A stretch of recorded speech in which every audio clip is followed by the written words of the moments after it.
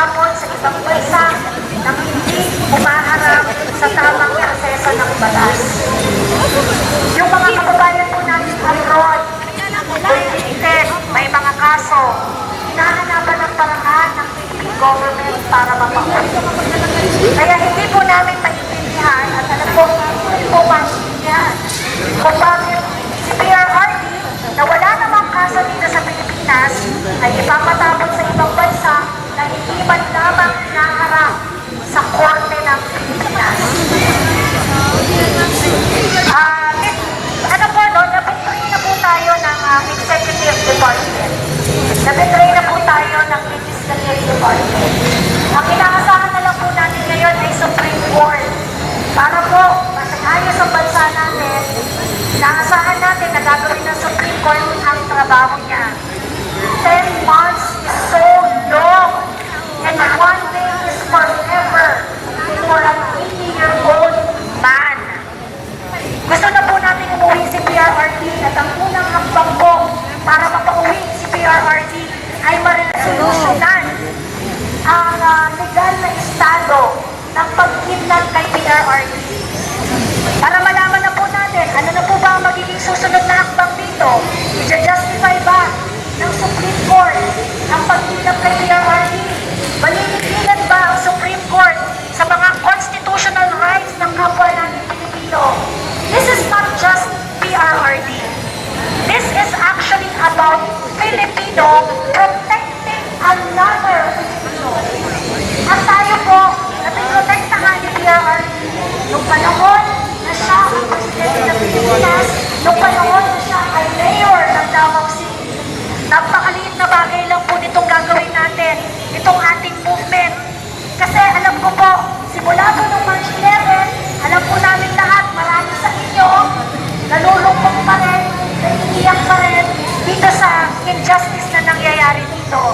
Kaya ang tayo kami naman ay isang movement na hindi lamang pagprotekta at paggalang, pagrespeto sa pinakamagaling na presidente ng Pilipinas. Ang tayo kami naman, movement, ang signature ng ito ay pagkakataon para sa bawat isa sa atin na masabi na tayo naman ang magtatanggol sa taong nag-set ng standard sa public service. Moving forward, isisigaw natin sa buong mundo at sa buong Pilipinas ang leader na gusto namin, yung katulad ni Tatay Digong. Maraming salamat po. Maayong gabi ug salamat sa inyong tanan. For those who wish to participate the signature campaign, pwede ho kayong pumila sa harap. And for those na tapos na po, pwede ho kayong pumunta doon sa bus. Mag-picture po tayo para i-upload po natin. Para ipakita po natin ang suporta natin for PRRD for those na tapos na po. Maraming salamat po at maayong gabi, Davao.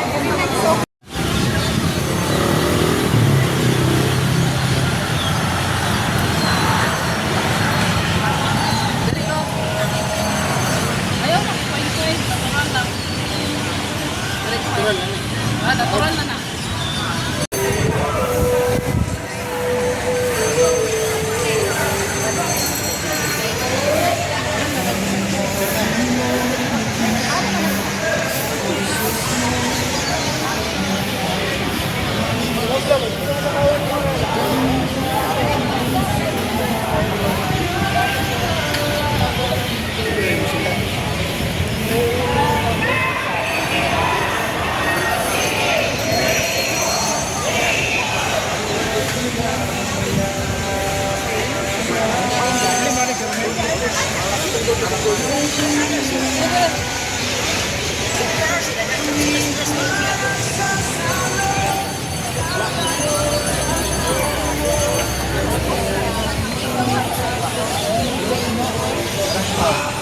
Kaangkay ni signature oh.